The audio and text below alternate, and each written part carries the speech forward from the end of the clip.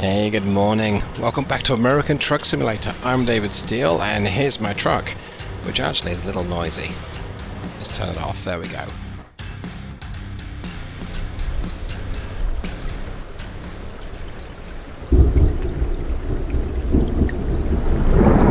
Thunder, like you've seen it a million times. That's much better. I feel like I can hear myself think now. Today's video is going to be a bit of a showcase of a new engine range I'm working on. And I suppose by new, there's quite an extensive range, and there may be more added to this before it gets released to the Steele Productions Engine Pack, and there may be some of them removed. Today, we're talking about the Volvo D16, and that's why I'm in a Volvo V&L 2014. So let's go ahead and jump into the shop here. We're actually in Reno, Nevada, and it's the small hours of the morning. I think it's like 2 a.m. Let's take a look. 2:39. Yeah. So yeah, let's jump in. This is a Volvo I bought used, so it's ripe for some new parts. Actually, that's it. I know I've changed the engine a few times. So this is the Volvo. It's obviously, I decked it out in resplendent yellow. It's probably not the right color. We've got a manual 13 speed under here right now, and a D16. I'm going to go ahead and just talk about some of the engines that we've got, but I'm going to start with the 2017 D16. So the D16, as it appears in the game, appears to be the 2017 engine, and which is fine. Now, I think I've detected an issue with this. I think that the 2017 D16 600, the bottom one on the left hand side, I think its peak torque is actually 1000 or 1050, but either way, I can fix that later. So 3 of those engines are pretty much the existing engines that are available in the range. The new one is the D16 500 XE high torque. Yeah, that's a bit of a mouthful. Anyway, go on to the engines. Yep, 500 horses, 1850 torques. Great. 550, 1850 torques. I'll skip over the XE high torque for now, and the 600, 2050 torques. So if you've driven these engines, you'll be familiar with them. They are what they are. Enjoy them. The 2017 D16 500 XE torque, well, that is basically a 500 horsepower rated motor, but with 2050 foot-pounds of torque. So lots of torque, same amount as power as the base model, and this is going to be an interesting engine to sort of hoon around with and try. And I think I'm going to play with this engine today, but I might change my mind. Okay, so that's the 2017. Now the next generation D16 is the 2014. Let's go ahead and look at those. Kind of similar, but a bit of a difference. So yes, we've got the 500, and we have a 550. I'll skip over the second one, a 550, and a 600. Now notice that all of these are multi-torque engines, but there's a big difference. So the 500, the normal 500, the 550, and the 600, actually tell a lie, the 600 is not a multi-torque, my bad. The 550 and the 500, I can see an error there immediately. This 550 should be rated at 550 horsepower, not at 500. So that's 2 things I need to fix, but this is a pre-production, very much testing addition to the game. And I don't mind showing everyone, yeah, I make definition mistakes the whole time. Difference between these engines, well, most of them, or 2 out of 3, have 1650 or 1850 foot-pounds of torque. The Eco torque is the other way around. That is 1850 or 1650, and yes, what that means is that in the lower gears, the first torque number is the amount that you get from the engine, and in the higher gears, the second number is the amount that you get. Yes, that's right, the Eco torque or Eco torque has less torque in the upper gears. It's Volvo's attempt to sort of maximize fuel consumption. You can't burn as much fuel in the upper gears because you produce less torque and therefore less power. And the 600 horsepower has a different torque curve, different hardware. It doesn't produce as much torque low down. That 1200 RPM is indeed where the engine starts to produce its peak torque figure. Great. Then we have the 2010 vintage D16s. And here again I've got 4, 500, 535, that's a new one to the range, 550 and 600. And the bottom 3 there are multi-torques, so less torque in the lower gears, full torque in the higher gears, bish bash bosh. Different torque curves, so peak torque is 1100 RPM for most of them, apart from the 600. And finally, because we've got 4 generations here, because why would I do 3? We've got the 2004. We have the 500, the 550, and those are both multi-torques. Then we have the D16 600 iTorque, and that is an 1850 to 2050 torque engine here. The real deal is actually a 1650 in the lower gears, then an 1850 in the intermediate gears, and a 2050 in the top gears, but I can't simulate that using American Truck Simulator. It's not supported right now. And the very top one is the 625, which I'm showing here as a dual torque, 1850 or 2250. Well, the real deal, 1650, 1850 or 2250. That is the highest production torque number in the US truck I have yet found. The QSK has a bit more torque than this, the QSK 19, but that's an industrial engine that is shoehorned into a truck. That wasn't fitted to them at the factory, whereas this one was. So that's going to be an interesting engine to run around with. And of course, the 2004s don't have additive to the diesels. Does that make a difference to how we drive the game? Not particularly, but it's a thing, it's a feature. I'm going to go back to the 2017, and we're going to fit the XE High Torque. This is an engine I have not played around with in the game yet. I've built the definition. Probably made a mistake, I would imagine, because there's been a couple of other mistakes as well. So let's see.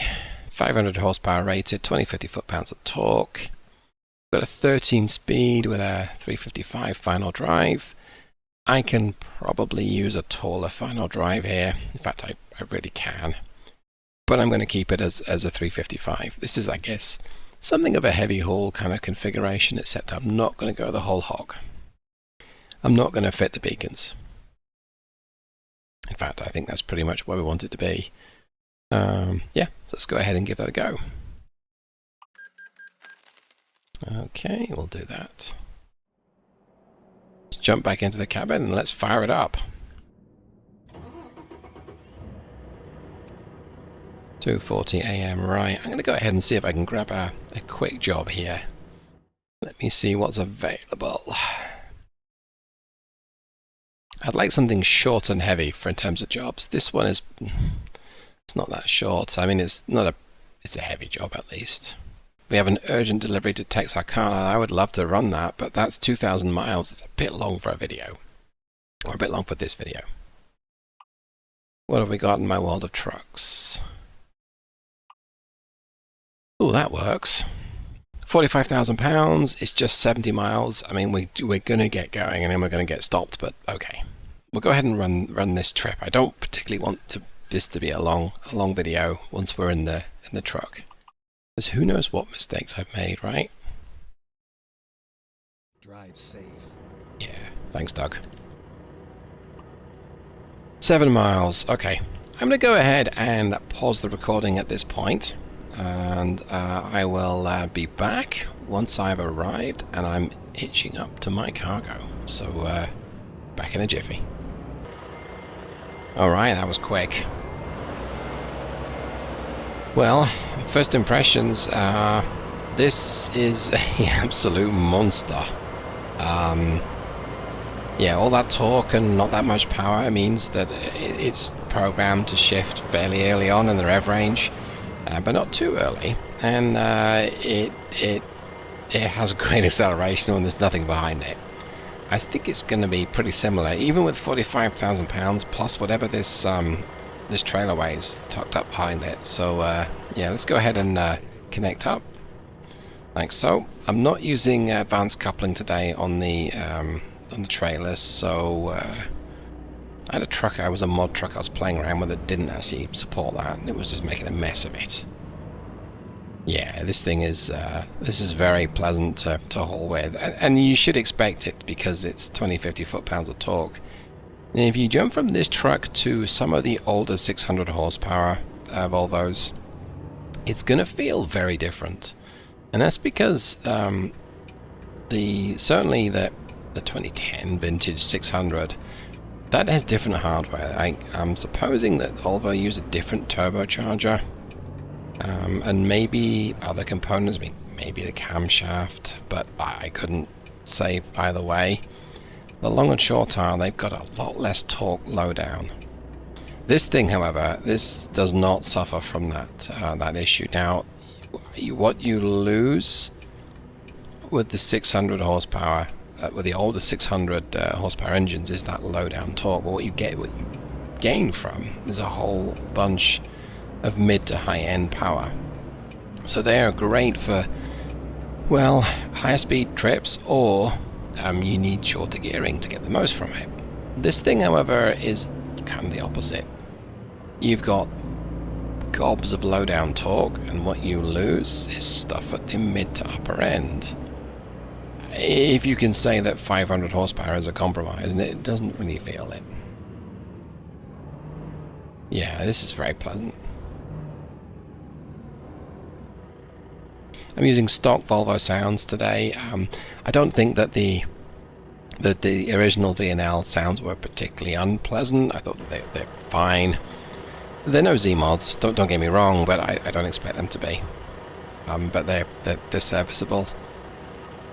In fact, this whole experience with this, yeah, that's very pleasant. Did it move off in second? Wait. I'll check that. We'll come across that later, but that does seem to move off in... Wow. It's moving through the gears, it's skipping gears. It doesn't care it's got that weight behind it. Beautiful. Okay. But this is exactly what you wanted the sort of high torque engine for. It's to give you hauling potential from 1,000 revs, and... First draft of this engine appears that it's there. Of course, I start a video. Oh yeah, I can turn right on the red. I start a video and I start to yawn, but I'm feathering the throttle here. I really want to just be gentle with it. Make sure it doesn't whipsaw. It shouldn't do because. Yeah, look at that. That's about 900 and maybe 950 revs in fifth low, and it was okay. The peak torque is 1,000 revs. Yeah, look at that. And this is a hill as well. If I squeeze the power on, it's going to accelerate. Yep, look at that. I'm gonna have a lot of fun with this. It's kind of deceptive when you think, oh, it's only 500 horsepower. Yeah, but... Alright, I think of all the D16s I've tried on the road, and it's not quite all of them yet, so far this is my favourite. And I've had a lot of fun with the older 600s that need to be revved. Now they're not quite a Cummins KT, but compared with the sort of 500s, 550s, the older 600s, they kind of feel a little bit racy. Maybe racy is not quite the right word.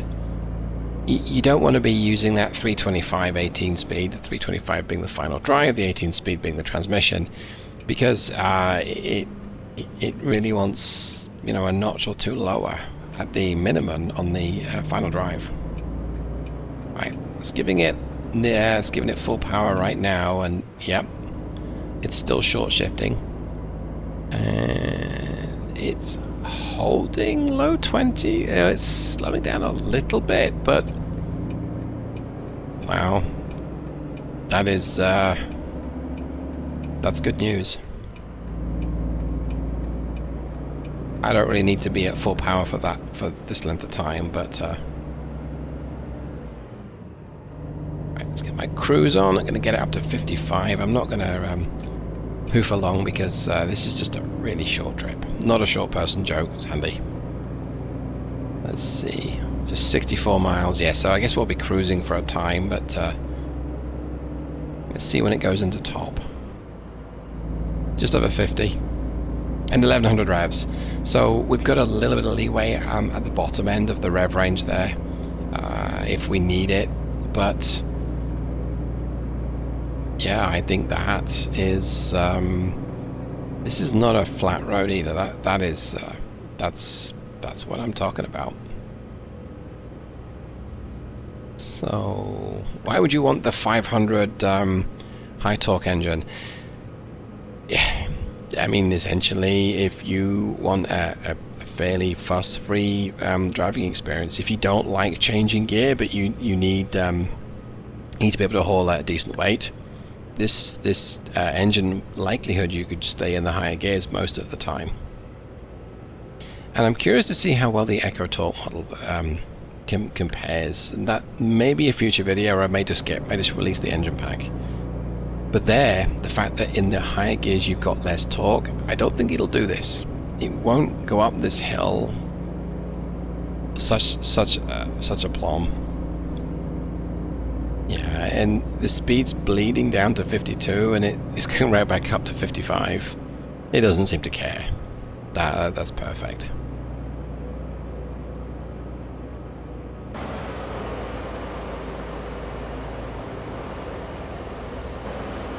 It's performing way better than my steering, that's for sure. So that's the turbo spooling up, and spooling off a little bit. It doesn't need full boost. Now I'm using a slightly larger than stock steering wheel, so my boost gauge on this dashboard is the very top left gauge. So it's just to the left of the tachometer. See, right now it's at pretty much zero boost. As we start to give it a bit more power, so the boost gauge goes up. Now, I know I'm not showing you that right now, I'm looking around the corner, but here we go. Let's see how well it accelerates to 65. So there's a bit of a hill. I guess we're at full boost, and we are not really accelerating. Now we are. Yeah, that seems to be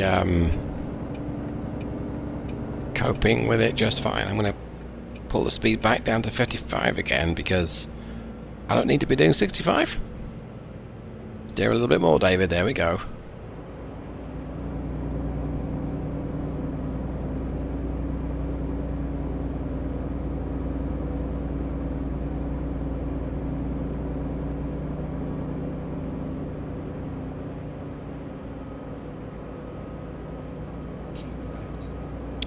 Yeah, I really just, I mean, I don't know what else to say. That this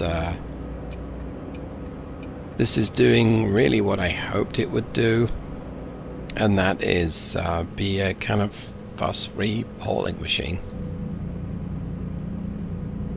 The engine brake is perhaps not the strongest in the world at 1200 RPM, but I don't necessarily need it to be, and I'm sure I could shift down a couple of gears. Let's get on the service brake here. Down to 30. Here we go. And I guess now it's the grind and stop go of Carson City. Let's be a little aggressive here. Sneak into the left-hand lane.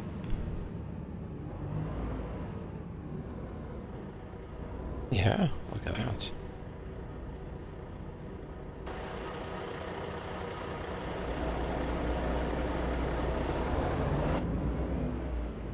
Okay, so it moved me off in first gear as opposed to low, and it skipped a gear to second. So I went first, sorry, it skipped a gear to get a third. So first, third, fourth, fifth low. I'm not at full power. I'm actually going to ease off quite a bit here because we need to turn right. Let's see if someone's going to let me in. Looks like I am being let in, which is nice. Let's go ahead and merge. Thank you so much, everyone.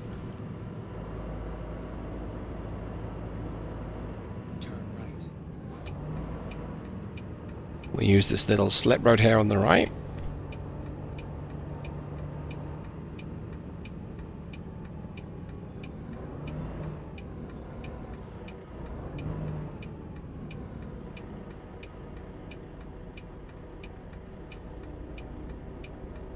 Don't know there's anyone coming. Nope. There we go. Okay. Be careful to avoid the, I say the curb, but it's more the concrete barrier here. Oh, that was close, but I think I missed it. Okay. There's an interesting route if we were to keep going straight ahead. We go up some hills with some twisty bits, but I'm going to go ahead and deliver the cargo. I'm curious to see what my mileage will be. It's not going to be amazing because this is, at the end of the day, a 16-litre engine. And, oh, I got close to that car, but I missed it.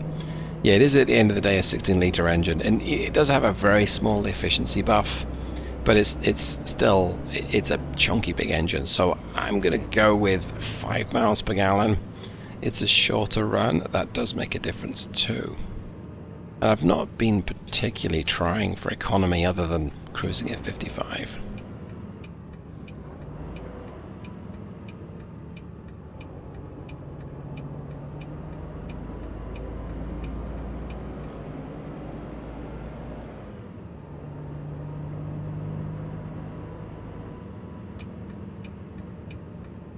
I'm happy to be wrong now.